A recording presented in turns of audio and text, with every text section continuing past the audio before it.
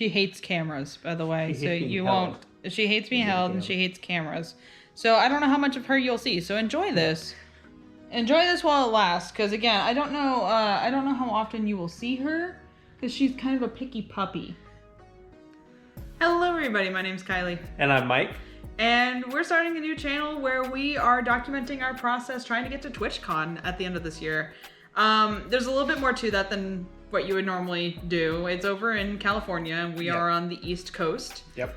And we would want to take a bigger trip than normal. Yep. Normally you get on a plane and you maybe make a couple stops and you go across the country. Fly over, get stuck in Denver like our last experience was.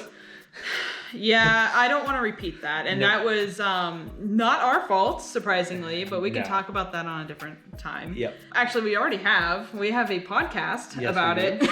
So this might mean something. We'll probably link it down in the description below. Yeah. You can go listen to one of the episodes was about travel. I think it was either about travel or it was about our TwitchCon experience in general. TwitchCon in general. Yeah. But on this channel, we are documenting our trip across America. Yep.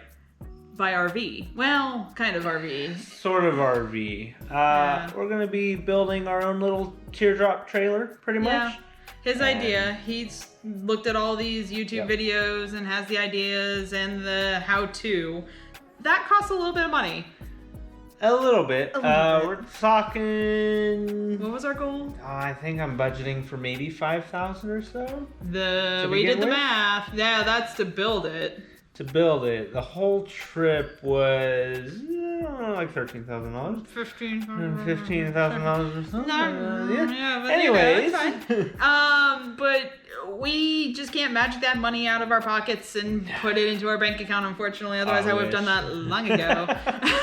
But we are starting a journey where we are starting at $0. We are.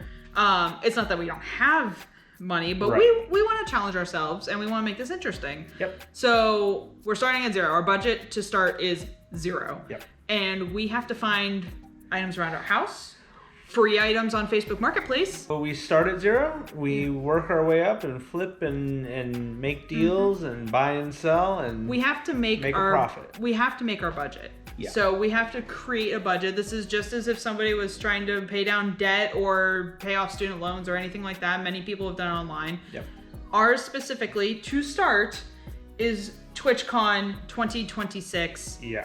Which is in November. Yes. We are currently in the middle of April. Yep. So we have 7 months to do this. About 7 months or so. And we want to have the trailer built by maybe August. Oh, okay, you're on August. Just to make sure it's ready to go. We can take it out, test it, do all that, and we'll record all that on here.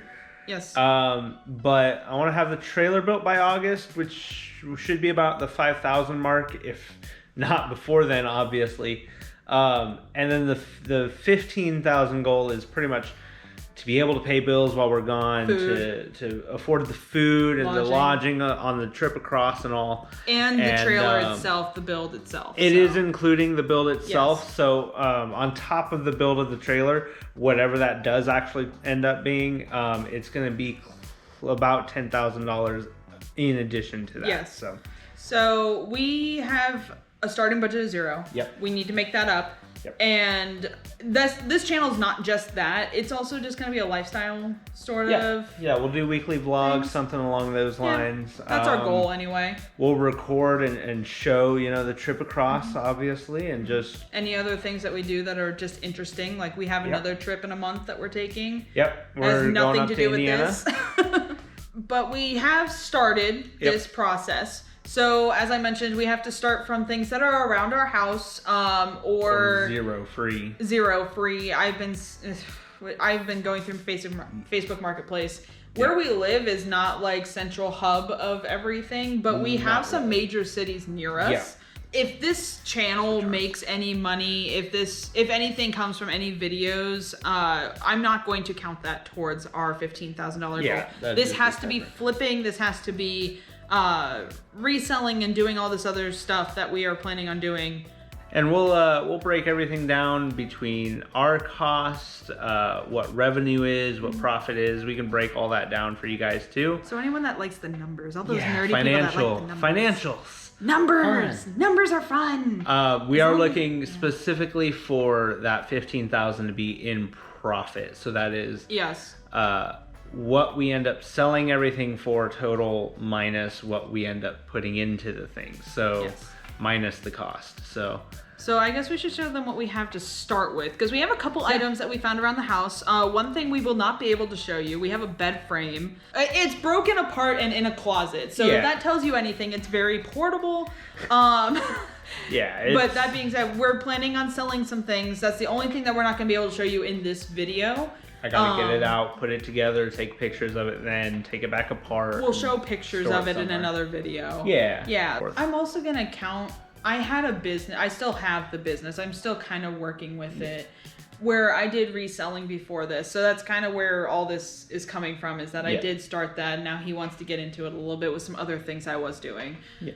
I'm going to count that product because it has been over a year since I've steadily sold anything. Like, I've sold 1 or 2 pieces here and there. Yeah. But it's been a year since I've really gone sourcing. Yeah, and a lot of that stuff are things that you can find around your house, like old clothes, let's say, old board games that you don't really want to keep. Mostly clothes was the big thing. I have a closet upstairs. It's been there for a while. It's time to actually, since we moved into this house, so over a year ago is really the last time I went sourcing. I'm counting that as part of our zero budget, because at this point it's stuff laying around our house. It's liquidation from company, even though I still kind of run the company. We bought it before, and it's just been laying around the house. So. This is one of the things that we got off of Facebook Marketplace 2 days ago. They had a listing for just curbside stuff. We went to go check it out, and they had a couple of these rackets. I'm going to show you. These are in really good condition, which is what surprised me about them. Hi, Fox. So all 3, we have 3 of them. 2 of them are in that other case, but all of them are in about this condition. There's no wear or tear, really. There's a little bit here where it looks like they just got set down on the pavement. But typically when you're playing tennis, this part right here gets beaten up a lot because you're scraping it like right against the ground trying to hit the ball and all that stuff. So the fact that this is in as good as condition as it is, I picked this up immediately because it was like, it's practically brand new. So definitely think we can get a couple bucks off of that. It was free. If I can flip these for like $5-10 a piece, I would be very happy. And that goes for all 3 of these rackets. These are the weed eaters and all that we were talking about specifically for. Found them on Facebook Marketplace for free. Drove maybe an hour or so to pick it up. So I have this one here. It just needs some work. Probably a carburetor, carb kit or so. I'll probably break it down in a separate video that's attached to this playlist, but more technical. Same thing with this one. I'll probably break it down separately. The biggest issue with it was that the throttle cable is a little worn in right there, which it's not really broken. I'm not too worried about it. I'm just gonna clean this one up, maybe change filters and carburetor and all, do a carb tune up and all on it. So I'll do those probably in one video or so.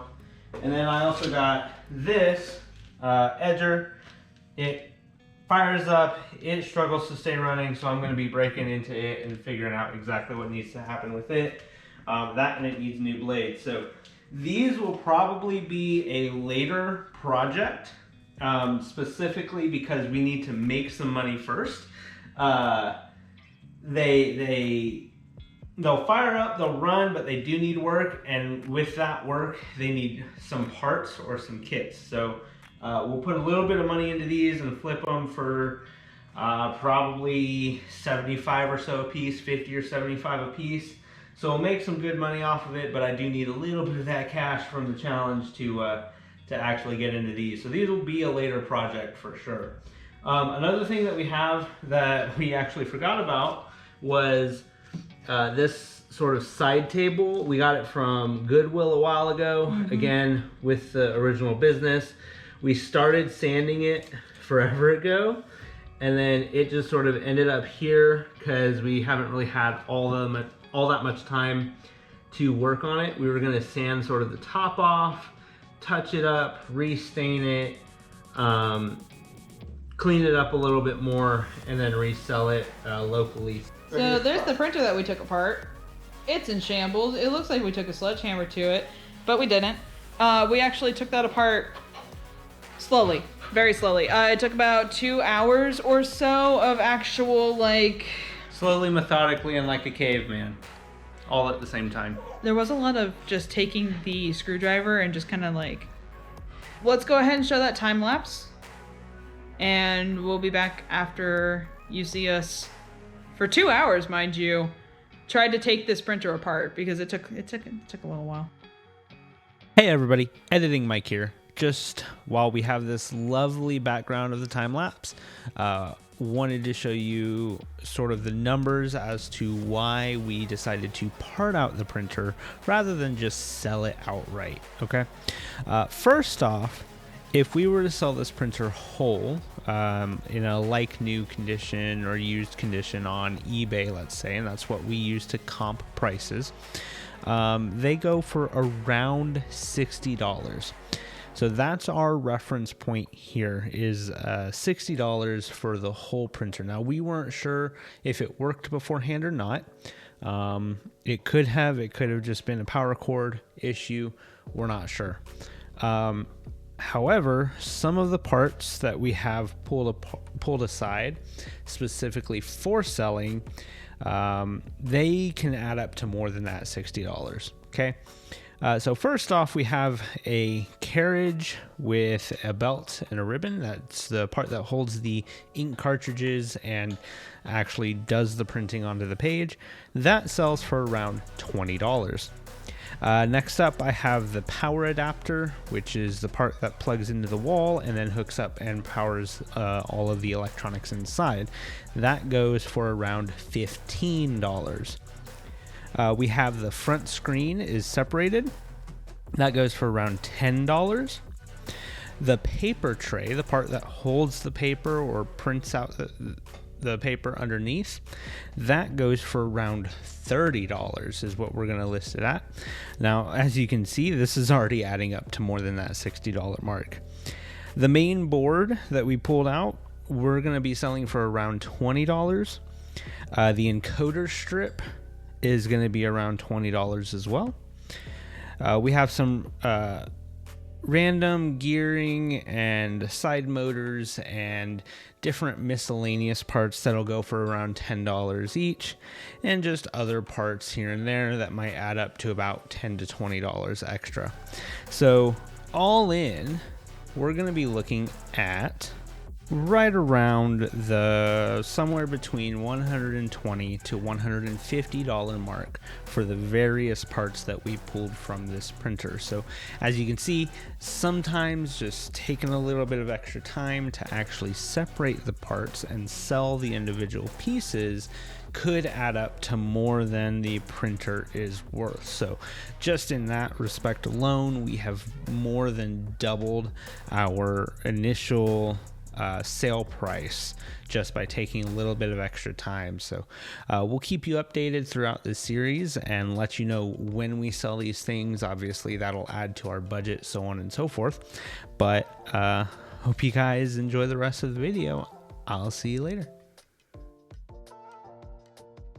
I think that about does it for this video. We showed you what we have from around our house, from liquidation of an old business. Again, I'm on and off again kind of using it, but it's been over a year since I've sourced for it, so it counts. We're still using the name, the accounting for it, pretty much, just for tax purposes, but that's mostly it. Yeah, and whatever we do on like eBay and stuff like that will be under that company, because that's what I have it under, and I have a good rating on there. So we kind of have, I wouldn't say we have an advantage on eBay because they do push not newcomers, but yeah.